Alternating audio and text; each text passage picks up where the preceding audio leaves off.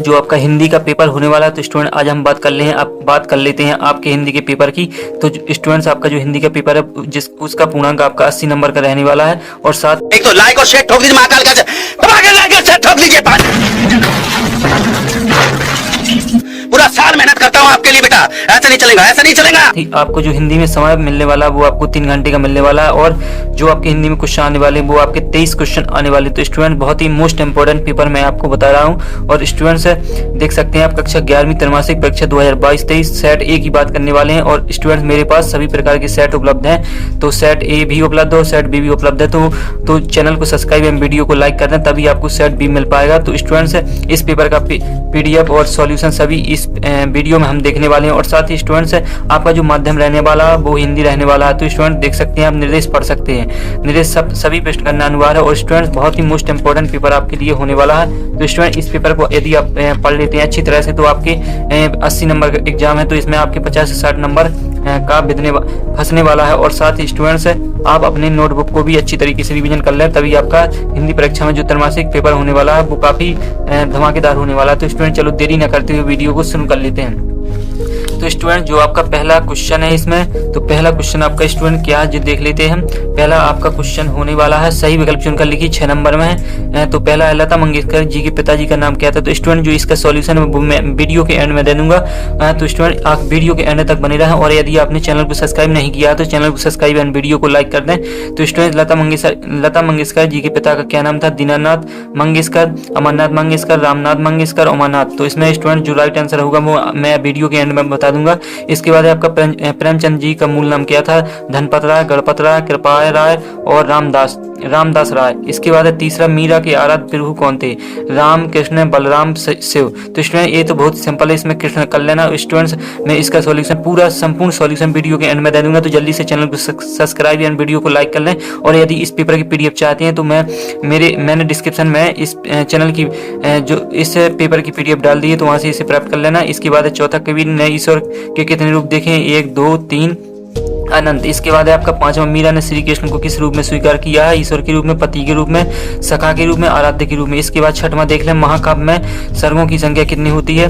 1, 4 से कम, 8, 8 से अधिक, 4 से अधिक। तो स्टूडेंट्स है आप सॉल्यूशन की टेंशन ना लें, सॉल्यूशन मैं आपको प्रोवाइड करा दूंगा, ये मेरी गारंटी है। इसके बाद है आपका दूसरा, रिक्त स्थानों में सही शब्द चुनकर लिखी। तो आपको रिक्त स्थान की यहाँ पूर्ति कर लेना। 7 नंबर में आने वाले हैं आपके रिक्त स्थान। तो आप बात कर लेते हैं पहले रिक्त स्थान की। भारतीय गायिकाओं में डॉट को बेजोड़ गायिका कहा जाता है। इसमें आपका लता मंगेशकर होगा, ये राइट आंसर हो जाएगा। इसके बाद है आपका दूसरा, अर्थ की दृष्टि से वाक्य डॉट कितने प्रकार के होते हैं। तो मैं आपको सॉल्यूशन बाद में दे दूंगा। काव्य की शोभा बढ़ाने वाले तत्वों को क्या कहते हैं। तो इसमें अलंकार हो जाएगा। मन्नू भंडारक द्वारा रचित पटकथा एक बहुचर्चित है। इसके बाद स्टूडेंट्स आपका आ जाता है अगला, खालिस्तान जयशंकर प्रसाद डॉट कवि हैं, छायावादी प्रयोगवादी, छायावाद के प्रमुख स्तंभ डॉट हैं। इसके बाद है कबीरदास जी ने ईश्वर की सत्ता डॉट मानी है। इसके बाद बात कर लेते हैं आपकी सही जोड़ी की। तो सही जोड़ी काफी इंपॉर्टेंट है। मीरा के प्रभु डॉट मीरा के प्रभु, इसकी जो सही जोड़ी मैं आपको बता दूंगा। कुल की हानि, द्विवेदी युग के प्रवर्तक, कुंडली छंद, रस के अंग, जलद। तो इसमें है परिवार की मर्यादा, जयशंकर, गिरधर, नागर, 4, 24, कमल। इसके बाद स्टूडेंट्स आपकी 6 नंबर की हैं। इसके बाद एक वाक्य में उत्तर है 6 नंबर में। पालर पानी और पाताल पानी के बीच का तीसरा रूप कौन सा है। छंद कितने प्रकार के होते हैं। रस के कितने अंग हैं। संचार के कोई 3 माध्यम शब्द युग किसे कहते हैं। मोहन के गुरु का नाम क्या है। मीरा किसके आराध्य मानती है। मीरा किसको आराध्य मानती है। इसके बाद 5वां है आपका सतासत, 6 नंबर में है। बीजक सूरदास जी की रचना है, तो इसमें आपको सतासत बता देना है। इसके बाद सुमित्रानंद पंत छायावाद के प्रमुख स्तंभ है। भारत में टेलीविजन की शुरुआत 15 सितंबर 1959 में हुई। इसके बाद भागीरथ, मंदाकिनी, सुरसारी इत्यादि शब्द गंगा के पर्यायवाची हैं। तो स्टूडेंट ये रहे आपके सतासत, एक सतासत और रह गया, तो इसे और देख लेते हैं हम। तो आपका जो इसके बाद है आपका काव्य की शोभा बढ़ाने वाले रस कहलाते हैं। तो ये आपका 6वां सतासत हो गया। इसके बाद कर लेते हैं बात अति लघु उत्तरीय प्रश्नों की, जो आपके 2 नंबर में पूछे जाने हैं। तो पहला है, मीरा कृष्ण की उपासना किस रूप में करती है। अथवा सूरदास सूर्योदय वर्णन के लिए किस तरह के बिंबों का प्रयोग हुआ है। इसके बाद है आपका 7वां, भक्ति काल की 2 विशेषताएं लिखी। आदि काल की 2 विशेषताएं लिखी। 8वां, धनराम को मोहन को अपना प्रतिद्वंदी क्यों नहीं समझता। अथवा है इतिहास इतिहास में स्पीति का वर्णन नहीं मिलता, क्यों? कहानी के तत्वों के नाम लिखिए। इसके बाद है अथवा काव्य की कोई चार विधाओं के नाम लिखिए। 10वां, लता जी की गायकी की किन्हीं दो विशेषताओं का वर्णन कीजिए। अथवा है राजस्थान में कुई किसे कहा जाता है। इसके बाद है 11वां आपका संचार माध्यम किसे कहते हैं। 2 नंबर में पत्रकारिता क्या है, स्पष्ट कीजिए इसका। अथवा है 12वां देख लें, छंद की परिभाषा उदाहरण से समझाइए। तो स्टूडेंट्स आप अपनी व्याकरण को कंप्लीट करके रखिएगा, क्योंकि आपकी कम से कम 20 से 30 नंबर की व्याकरण आपकी हिंदी के पेपर में पूछी जानी है। तो छंद की परिभाषा उदाहरण से समझाइए। इसके बाद अथवा अलंकार कितने प्रकार के होते हैं, नाम लिखिए। 13वां है आपका वाक्य शुद्ध करके लिखिए। गीता सबसे श्रेष्ठतम धर्म ग्रंथ है, तो स्टूडेंट इसे आपको शुद्ध वाक्य कर लेना है। इसका सॉल्यूशन मैं आपको पहले ही बता दिया कि मैं आपको प्रोवाइड करा दूंगा, टेंशन ना लें। इसके बाद है मेरे को अपनी परीक्षा लेना है। इसके बाद है आपका इसका अथवा रचना की दृष्टि से वाक्य कितने भेद हैं, नाम लिखिए। तो स्टूडेंट मैंने आपको पहले ही बता दिया कि जो आपका व्याकरण का टॉपिक है वो बहुत ही मोस्ट इंपोर्टेंट हिंदी की परीक्षा में होने वाला, क्योंकि उससे आपके 20 से 30 नंबर के क्वेश्चन आने वाले हैं। तो स्टूडेंट व्याकरण का टॉपिक बिल्कुल तैयार करके रखें। इसके बाद आपका 14वां शब्द शक्ति कितने प्रकार की होती है, उदाहरण से समझाइए। अथवा शब्द गुण किसे कहते हैं, उदाहरण से समझाइए। 2 नंबर में 15वां दिखला निर्धारण से वाक्य परिवर्तित कीजिए। सचिन आज मथुरा जाएगा, निषेधात्मक वाक्य लिखना है। दरवाजे पर शायद कोई आया, प्रश्नवाचक वाक्य लिखना है। अथवा है आपका वाक्य के लिए एक शब्द लिखिए। रास्ता देखने वाला, दिखाने वाला। इसके बाद जो उच्च कुल में पैदा हुआ हो, तो उसमें आपको एक शब्द में आंसर दे देना है। इसके बाद 16वें क्वेश्चन की बात कर लेते हैं। 3 नंबर में है आपका ये आपकी जीवन परिचय आए हुए हैं। प्रेमचंद और शेखर जोशी का साहित्य परिचय निम्न बिंदुओं पर स्पष्ट कीजिए। आपको 2 रचना, भाषा, शैली, साहित्य में स्थान। तो स्टूडेंट ये बिल्कुल पके पकाए आपके 3-3 नंबर रखे हुए हैं, क्योंकि जीवन परिचय काफी सिंपल और सरल होते हैं, क्योंकि आपको इसमें 2 रचना है, केवल 2 रचना याद कर लेना। भाषा शैली केवल हर कवि की जो कवि परिचय आते हैं सभी की सेम होती है। तो स्टूडेंट आप 2 रचना याद कर लें और किसी एक कवि का जीवन परिचय कर लें, वही आप सेम लिख सकते हैं। आपके 3 नंबर कंप्लीट हो जाएंगे। इसके बाद 17वां है कबीर और मीराबाई का साहित्य परिचय निम्न बिंदुओं पर स्पष्ट की। रचना, भाव, पक्ष, पर साहित्य में स्थान। तो बहुत ही सिंपल क्वेश्चन है। इसके बाद 18वां है आपका बिरादरी का यही सहारा होता है, गलत लोहा कहानी के कथन के आधार पर प्रश्न दीजिए।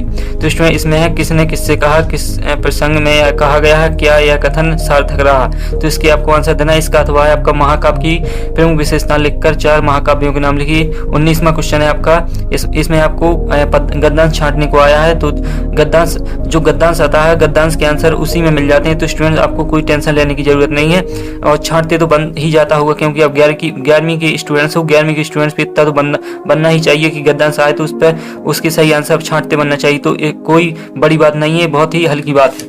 तो स्टूडेंट्स इसके बाद जो इस गद्यांश के आपके क्वेश्चन रहेंगे वो आपके रहेंगे 3। हमारे पास किसका उपकार है। इसके बाद लेखन किसकी सेवा करने के लिए कह रहा है। इसके बाद ऋण का विलोम शब्द। तो स्टूडेंट्स जो आपके क्वेश्चन है इसी पद्यांश में आपको देख लेना, बिल्कुल राइट आंसर आप लगा देना है, कोई दिक्कत वाली बात नहीं है। इसका अथवा भी पद्यांश रूप में आया है, तो इसमें भी वही सिस्टम है, इसमें कोई दूसरा सिस्टम नहीं है। तो आप इसको भी देख लेना, बहुत ही सिंपल है।